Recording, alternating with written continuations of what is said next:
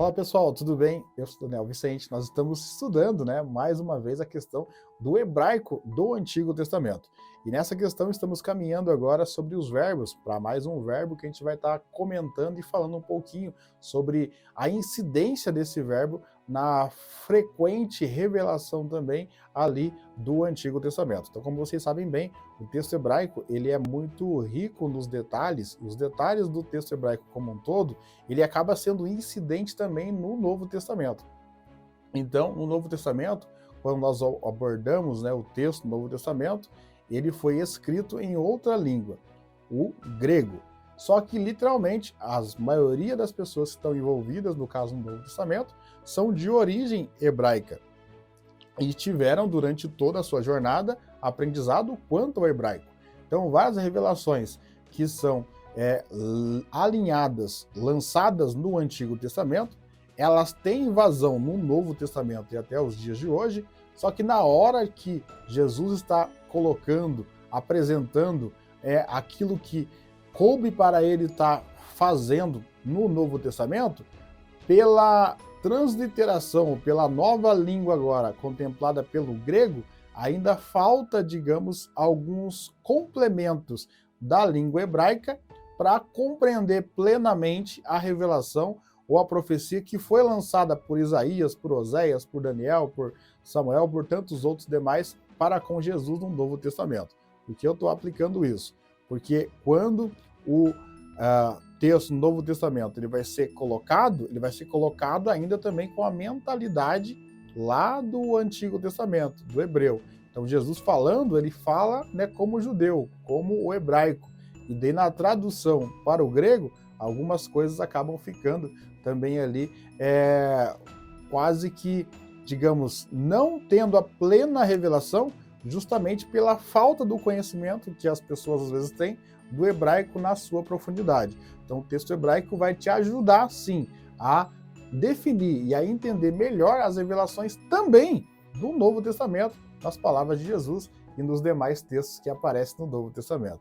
Voltando à questão do Antigo Testamento ainda e do hebraico, é muito importante nós alinkamos e produzimos e podemos passar que o verbo que nós verificaremos agora é um verbo um pouquinho mais diferente. Eu vou chamar o quadro a seguir, que vai estar falando um pouquinho sobre o verbo piel agora, no caso do completo grau intensivo, voz ativa. Então agora a gente vai ver a sequência da palavra matar, que é a palavra que letar, que a gente vai estar verificando agora que essa mesma raiz da palavra, ela é pouco modificada através do segol que está embaixo da palavra aqui no quadro, na segunda coluna, que a gente vai estar verificando que o pronome continua ali o mesmo, e agora a definição lá no final, ela é um pouquinho diferente, para traduzir também de forma agora diferente. Então agora no piel, a palavra lá ketalehin, vai ter ali o ani como pronome, conforme a gente viu lá nos outros verbos, só que agora a tradução é eu massacrei na sequência. O segunda pessoa do singular vai estar passando para atar e que letahal, que vai ser tu massacraste, você massacrou. E ter que talehen, que talehen, tu massacrastes, você massacrou. Hur, que talen, ele massacrou. E por último, hir, que telal, ela massacrou. Então agora, no piel, a raiz continua a mesma, do ketal.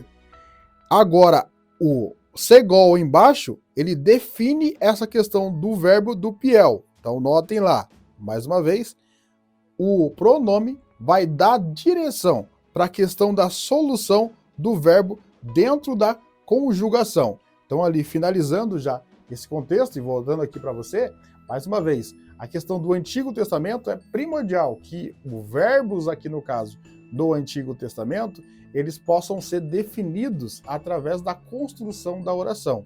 Então sempre olhe a oração no geral, faça ali a questão da transliteração para que depois você identifique qual que é o pronome. E aí então você vai definir qual que é o verbo que está sendo alencado. Se é o verbo call, se é o verbo nifal ou se é o verbo agora do piel. Porque o prefixo, se ele tem um ni, ele é nifal.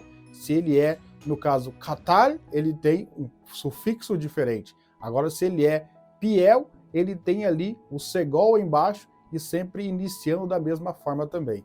E isso vai ser importantíssimo para que nós possamos juntos crescer na graça, no poder e no conhecimento de Deus.